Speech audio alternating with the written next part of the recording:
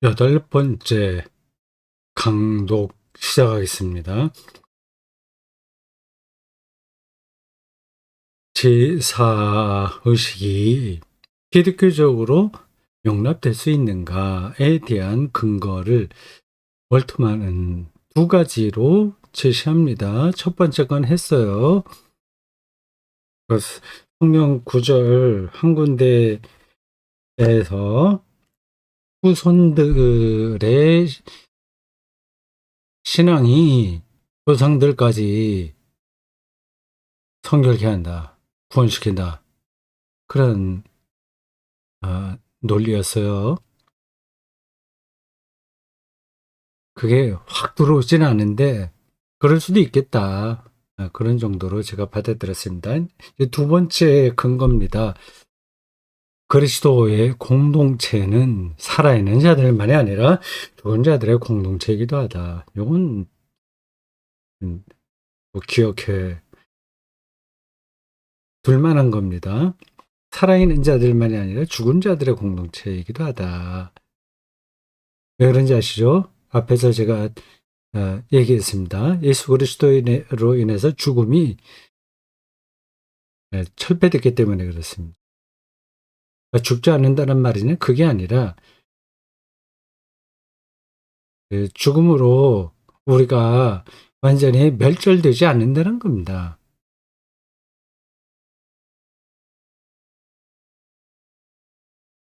자, 관점은 중요하니까 꼭 기억해 두십시오. 살아있는 자들만이 아니라 죽은 자들의 공동체이기도 하다. 그것은 형제들과 자매들의 공동체일 뿐만 아니라 어머니들과 딸들,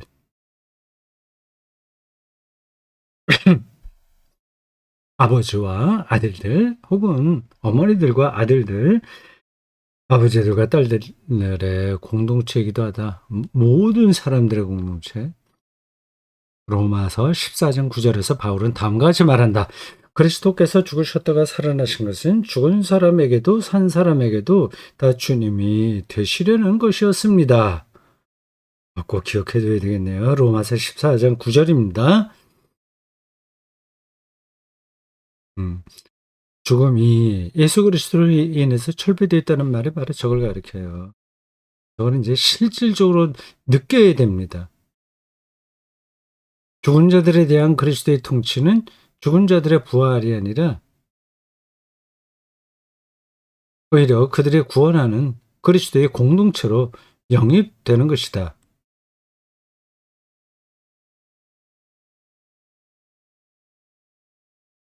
죽은 자들의 부활. 는 우리가 알고 있는 건데 그게 아니라는 거예요. 왜 그러지? 지금 어떤 말을 하려고 그럴까요? 죽은 자들의 부활이 아니라 오히려 그들이 음, 그리스도 공동체로 영입되는 것이다.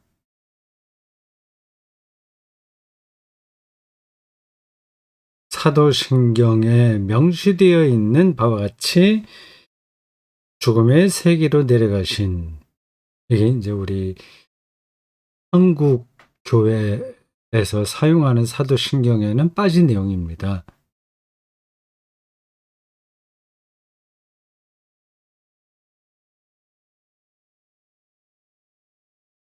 독일에서 드리는 예배 때 독일 예배에 나오는 사도신경에는 저게 있어요. 죽음의 세계, 음부로 내려가시어, 뭐 그런 표현들입니다. 죽음의 세계로 내려가신 그리스도는 죽음의 세력을 깨뜨리고 죽은 자들을 돌아보셨다. 이 베드로 후서인가 어디에 나오죠? 그러므로 그리스도의 공동체는 살아있는 자들의 죽은 자들과의 공동체이며 동시에 죽은 자들의 살아있는 자들과의 공동체이기도 하다.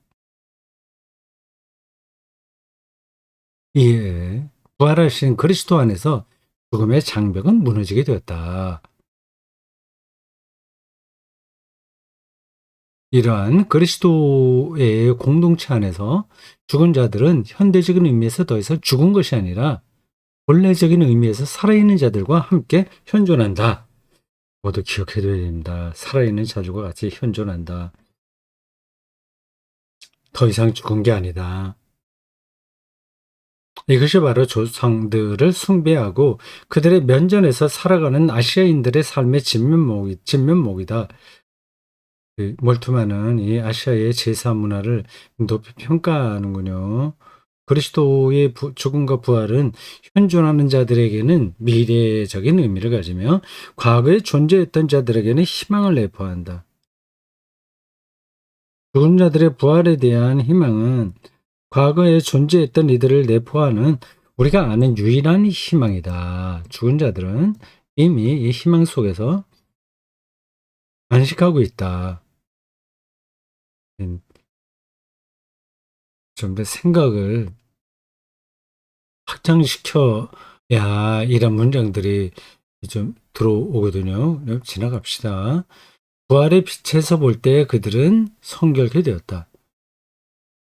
제가 앞에서도 몇 번 얘기를 했는데 성결, 하일리궁, 구원이라는 뜻도 되거든요. 구원받았다고 하는 게 또 번역기에서 맞을 것 같은데 계속해서 이 번역자는 성결케 됐다 그렇게 쓰고 있습니다. 부활을 통해 얻게 된 새로운 전망은 조상 숭배를 밝혀주며 그것을 새로운 차원으로 승화시키는 새로운 기독교적인 빛이다. 이러한 빛 속에서 현대 허구 세계의 기독교인들은 다시금 희망차게 죽은 자들에게 향할 수 있으며 다음 쪽으로 넘어가겠습니다. 185쪽이에요.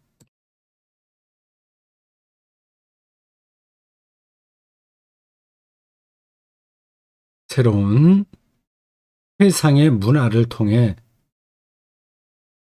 회상이라기보다 이건 기억이라고 해야 됩니다. 기억의 문화라고 해야지. 에어 인너룬, 인ner은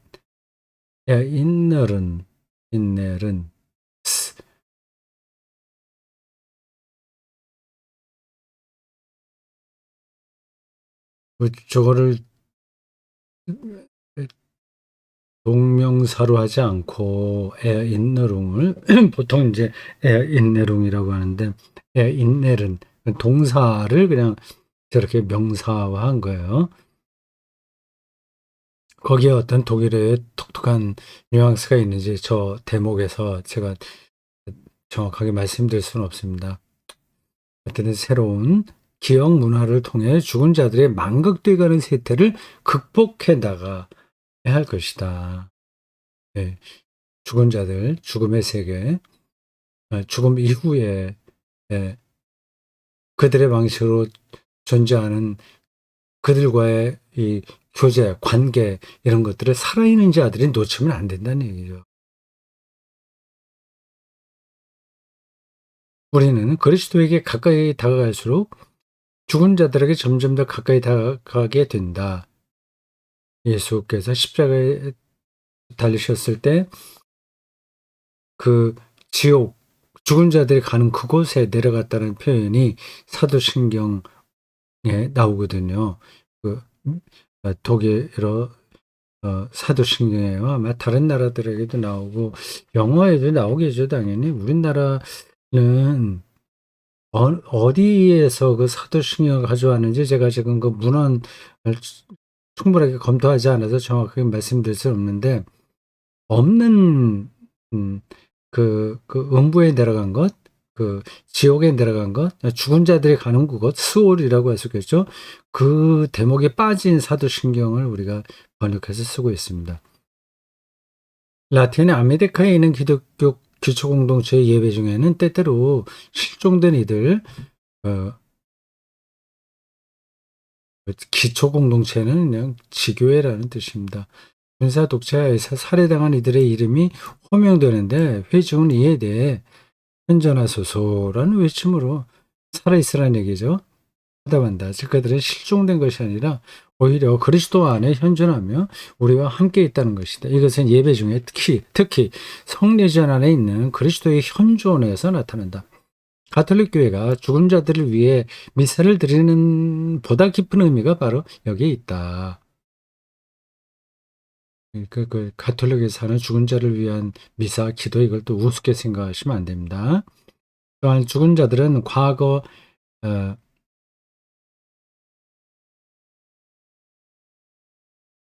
희사, 희사, 뭐, 좀 저 단어가 딱 와닿지 않아서 자선이라는 뜻인데 그걸로 바꿔봤거든요.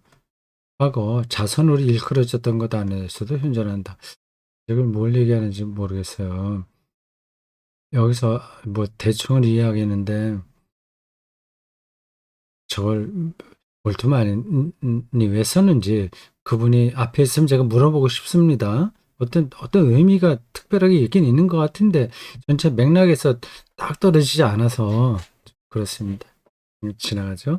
여기서 문제되는 것은 마태복음 25장에 기록된 내 형제자매 가운데 지극히 보잘것없는 사람에게 현존하시는 사람의 아들이자 세계 심판자이신 그리스도의 말씀이다. 이걸 가리키는 애요. 너희가 여기 내 형제자매 가운데 지극히 보잘것없는 사람 하나에게 한 것이 곧 내게 한 것이다. 누굴 도와주는 거. 이게 희사, 자선이거든요. 네, 그런 것도 다 기억된다.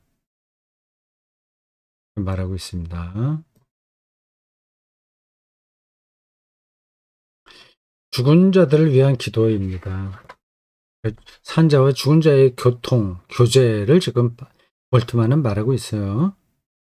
네, 3장입니다. 제 3부의 3장. 거기에서 이제 또 3번입니다. 죽은 자들을 위한 기도. 이것도 교리사적으로 좀 복잡한 문제죠. 우리는 과연 죽은 자들을 위해 기도해야 하는가?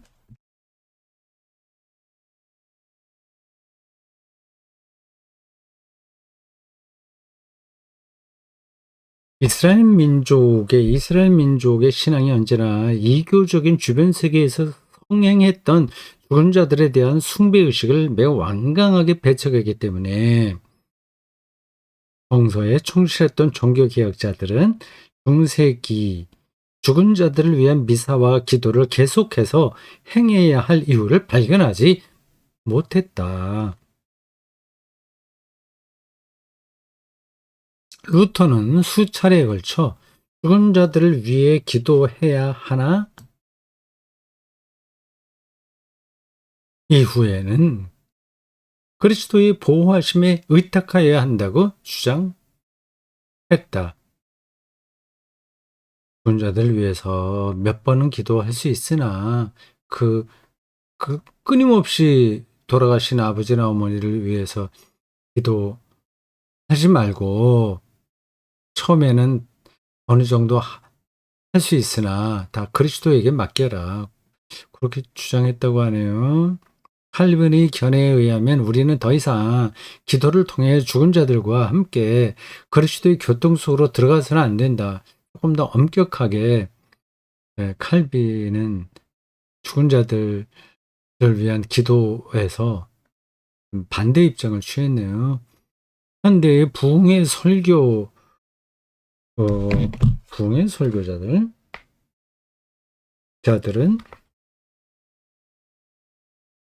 누구를 가리키는지 모르겠습니다만은 볼트만이 누군가를 생각하겠죠. 부흥사들인데 누굴까요? 186쪽으로 가보겠습니다.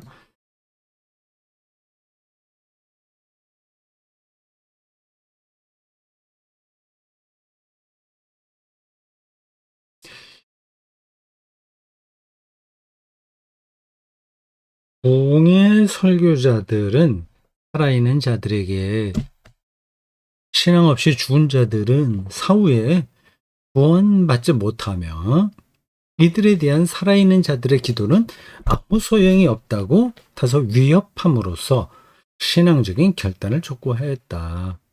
저런 설교는 우리도 옛날에 많이 들었죠. 아, 죽은 다음에는 소용이 없어. 끝장나는 거야. 그들 위해서 기도해봤자 소용없어. 그렇게 하는 거죠. 네, 앞에서 우리가 그 읽은 몰트만의 관점에 따르면 저게 필요한 거죠. 죽은 자들도 살아있는 자들에 의해서 성결케 될 수 있으니까, 구원받을 수 있으니까요. 이게 뭐 한두 마디로 그렇다 안 그렇다 말하기는 힘듭니다. 이 글을 읽으면서 어떤 분들은 기독교 신앙이 뭐 이럴 수도 있고 저럴 수도 있고 뭐 이상하네. 딱 결정되어 있는 거 아닌가. 그래 생각할 수도 있습니다. 예, 신학이 아직 결정되지 않았습니다. 고정된 게 아니에요. 더 해석돼야 됩니다. 그래서 저런 신학자들이 연구를 하는 거죠. 끝난 문제가 아니라는 겁니다. 그래서 죽은 자들을 위한 기도의 가능성을 신학적으로 제시할 수 있으면 그러니까 그걸 신앙생활에서 받아들여야 되는 거죠. 근데 상당한 경우에는 그걸 부정했어요. 우리 개신교회는 특별히 더 그렇습니다. 이를 통해 그들은 케랄라와 인디언에 있는 시리아 정교회를 분열시켰다. 음, 케랄라, 인디언, 인딘, 인디언에 있는 시리아 교회, 시리아 정교회를 분열시켰어요. 음, 케랄라가 어디지? 제가 조사를 못했습니다. 인디언은 인도를 가리키는 거 아닌가요? 잘 모르겠습니다. 정교회는 인디언에서 뭐 북아메리카에 있는 인디언 그건 아니겠죠. 당연히 아니겠죠. 나중에 제가 한번 확인해 보겠습니다. 정교회는 죽은 자들을 위해 기도하는 전통을 고수하였다. 나는 개인적으로 우리의 기도가 죽은 자들의 구원을 위해 무언가를 행할 수 있거나 또는 반드시 행할 것이라고 믿지는 않는다. 그들의 구원을 이제 우리가 노력해서 이루어낼 수 있는 거라고 믿지 않는다는 거죠. 그러나 죽음으로부터 부활하신 그리스도는 자신의 구원의 능력을 죽음의 나라에서도 행사한다고 생각한다. 나는 못하지만 그리스도는 한다는 거죠. 그런 말이 좀 말장난처럼 들릴 수도 있습니다. 그런 걸 믿어야 되는데 그리스도가 하실 수 있다고 한다면 그걸 믿는다는 거 아니에요. 저거는 구분해야 됩니다. 내가 하는 게 아니라 그리스도가 하시는 거죠. 그분이 하시는 우주적 구원, 뭐 더 뒤에 가면 나오는데 만물의 구원 이런 것들을 그리스도교가 포기할 수 없는 거잖아요. 사도신경의 전통에 따르면 앞에서 말씀드렸듯이 그분은 죽은 자들이 가는 그 지옥까지 내려가셨으니까요. 만약 그렇지 않을 경우 죽음은 그리스도보다 더 강력한 존재가 될 것이기 때문이다. 죽은 자들은 들을 위한 기도에서 우리는 비록 그들이 죽음으로 말미암아 땅 위에 우리에게서는 끊어졌지만 죽음의 권세를 깨뜨려 버린 그리스도 안에 보존되어 있다는 사실을 발견하게 된다. 놀랍죠? 저런 신학적 시각과 전망이 필요합니다. 우리가 죽은 자들을 위해 기도할 때 우리는 그들의 정신적인 면전에 서는 것을 시작하게 될 것이다. 문장이 어색하네. 우리가 죽은 자들을 위해서 기도할 때는 그들의 정신적인 영혼이죠. 독일어로 가이스트일 텐데 정신적인 영적인 거죠. 우리에게 익숙한 말로 하면 그들과 조우한다는 겁니다. 영적인 차원에서요. 그들은 어깨 너머로 우리가 행하며 고통당하는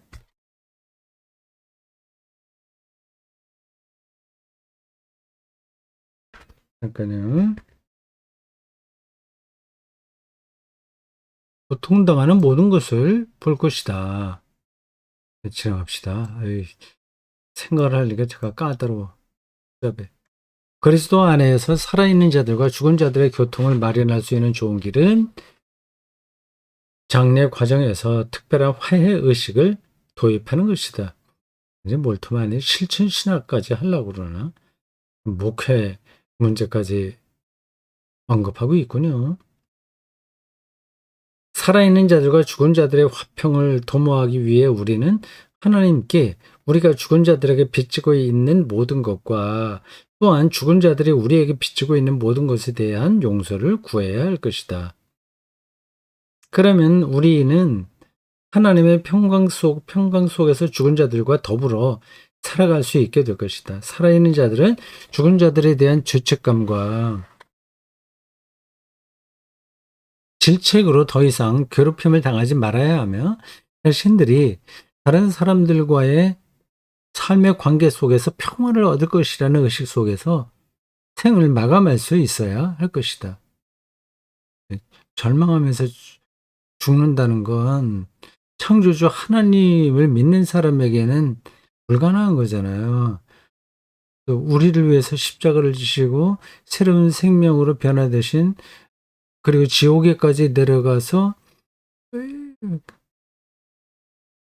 그들을 구원하셨던 혹은 하시려 했던 예수 그리스도를 믿는 자로서 마땅한 태도가 아닌 거죠.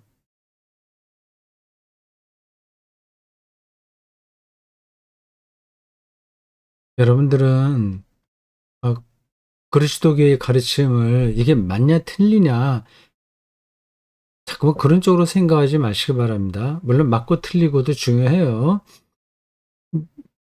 근데 그 맞고 틀리다고 하는 것은 우리의 전의가 깔려 있는 겁니다. 그러니까 죽은 자들을 위한 기도 이거는 기독교적이지 않은 거야. 이건 가톨릭이나 그렇게 하는 거야. 제사 지내는 거 이거는 우상 숭배야. 그게 전의가 있어서 다른 이야기를 하면 들어오지가 않는 거예요.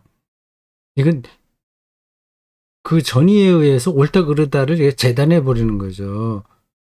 그 전의를 내려놓고 그리스도교의 전통과 그리고 성서의 가르침 그리고 오늘 이 시대의 삶의 현상들 그런 것들을 다 포괄해서 방향을 잡아 나가야 되는 거죠.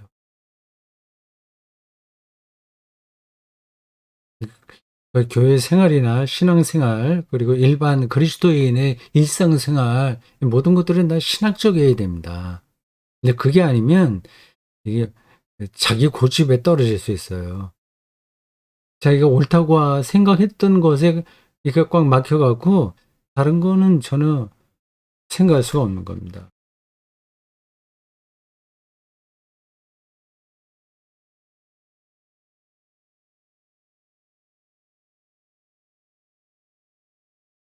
조상 숭배의 전통이 강한 영향력을 행사하는 나라들에 사는 기독교인들은 우리처럼요.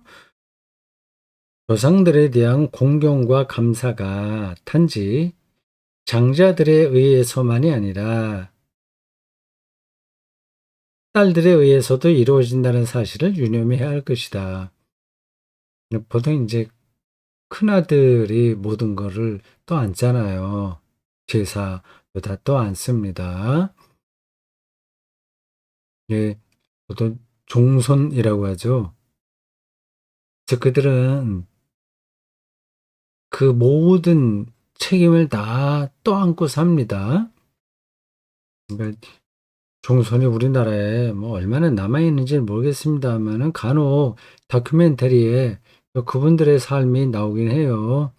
몰트만이 그러한 조상 숭배 전통을 소중하게 여기고 서구인들도 그거를 배워야 된다는 거를 전제하면서 어, 그 조상 숭배 전통의 한 가지 좀 보충해야 될 부분들을 지금 얘기하는 겁니다.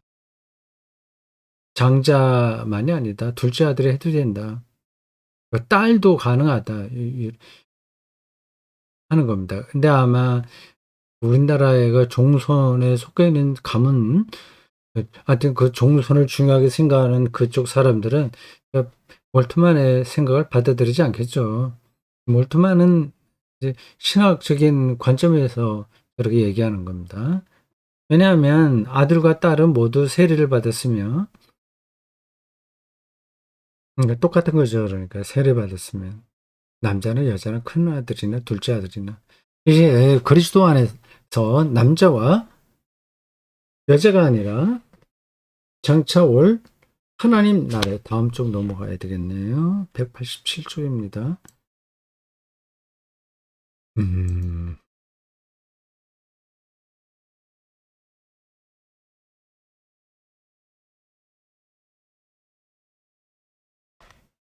남자와 여자가 아니라 그리스도 안에서 장차 올 하나님 나라에 공통된 상속자들이기 때문이다. 갈라디아서 3장 28절에서 29절입니다.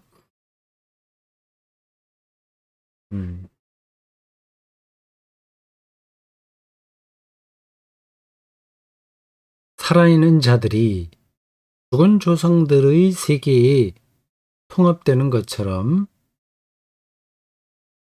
조상 숭배를 통해서요. 멀뚱만도 우리나라의 그런 조상 숭배 의식을 그대로 따라야 된다는 뜻으로 저런 말을 하는 게 아닙니다. 이 한국 사람들이 살고 있는 이 문화를 이해하고 그 안에서 기독교적인 대안을 찾아야 된다는 이야기죠. 이 말이 서구 사람들에게는 해당되지 않습니다.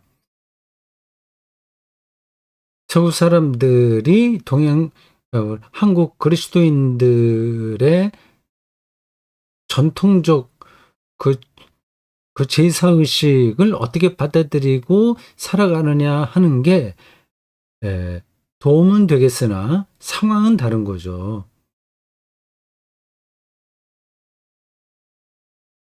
살아있는 자들이 죽은 자들의 세계에 통합되는 것처럼 그런 제사의식을 통해서 이제 죽은 자들도 살아있는 후손들의 세계에 통합되어야 하는데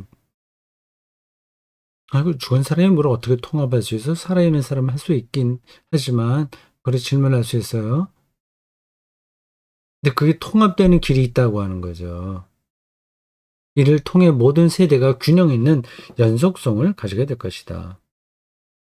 조상들에게 있는 그 좋은 전통들이요. 우리 기독교적으로 얘기하면 예배와 성찬식, 성례전 그런 거를 통해서 우리 먼저 살았던 그리스도인들이 우리 오늘의 삶에 통합되는 겁니다. 우리도 또 그쪽으로 통합되는 거고요.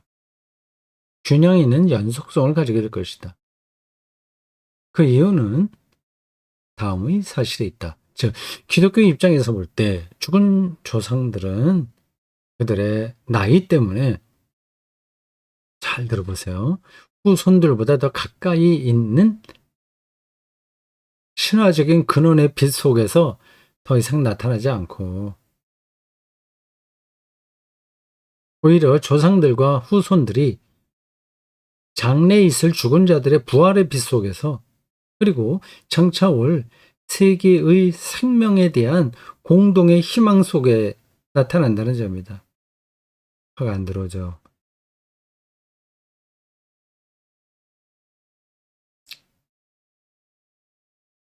죽은 조상들은 그들의 나이 때문에 후손들보다 더 가까이 있는 신화적인 근원,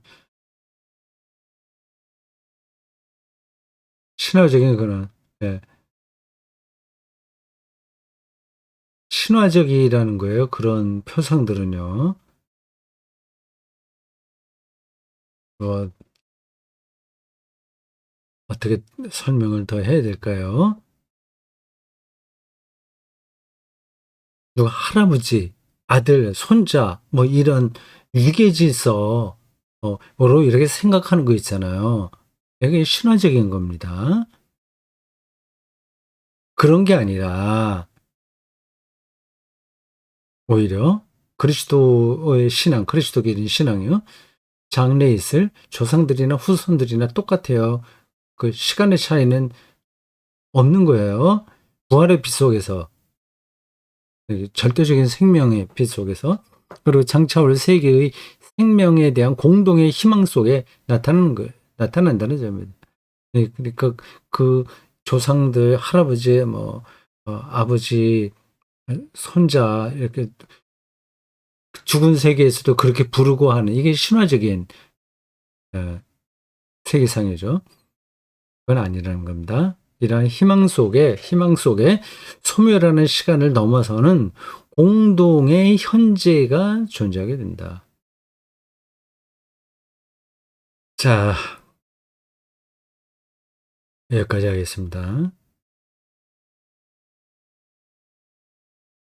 지금 이 시간을 넘어서서 없어지지 않은 시간을 그러면서 죽은 자나 우리나 똑같이 현재가 된다는 겁니다. 이게 좀 와닿지 않을 수 있을 것 같아요. 그냥 그거를 리얼하게 느낄 수 있어야 됩니다. 그 부활의 빛 속에서 이 소멸하는 무상한 지나가는 시간에 이렇게 갇혀 있는 게 아니라 그걸 넘어서 우리 죽은 자나 살아있는 자가 현재에 한다는 겁니다.